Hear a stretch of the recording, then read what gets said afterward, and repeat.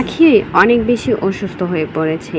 আখির অবস্থা একদমই ভালো না, তাই দীর্ঘ একটা স্ট্যাটাস দিয়েছে যেখানে লিখেছে, আমি যাদের কাছ থেকে প্রমোশনের কাজ নিয়েছি, যাদের কাছ থেকে পেমেন্ট নিয়েছি, তারা একটু সময় আমাকে দাও, কারণ আমি অনেক বেশি অসুস্থ। আমি অনেক বেশি অসুস্থ হয়ে যাওয়ার কারণে কারোর কাজ করে দিতে পারছি না। একটু সময় দিলে হয়তোবা সবার কাজগুলো করে দেব। আখি এমনই একটা স্ট্যাটাস কিছুক্ষণ আগে শেয়ার করলেন তার সোশ্যাল মিডিয়াতে, যেখানে তার অসুস্থতা নিয়ে কথা বললেন আখি, সাথে আবার ডাক্তারের প্রেসক্রিপশনও তো দেখাচ্ছে। আখি অনেক বেশি অসুস্থ হয়ে পড়েছে। এই নিয়ে অনেকবারই কিন্তু টোর দিয়েছে আখি। বেশ কিছুদিন আগেও কিন্তু পরিবারকে নিয়ে কক্সবাজার ঘুরে এসেছে, আবার গতকালকেই চলে গিয়েছে সিলেট, আর সেখানে গিয়েই অসুস্থ হয়ে পড়েছে আখি।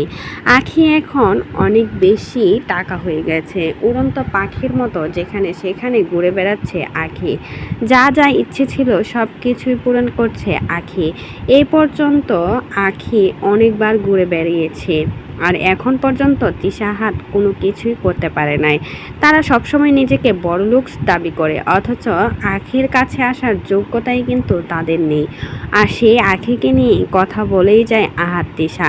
আহাত তিশা হয়তোবা আখির পিছনেই সারা জীবন পড়ে থাকতে হবে। আখি যখনই নতুন নতুন ধামাকা নিয়ে আসে, তখনই তিশাকেও দেখা যায় সেই সবগুলোকে কপি করতে তিশা, আর সেজন্যই কিন্তু আখির পিছনে পড়ে থাকে। আখি কিন্তু এখন তার জীবন নিয়ে অনেক বেশি ভালো রয়েছে।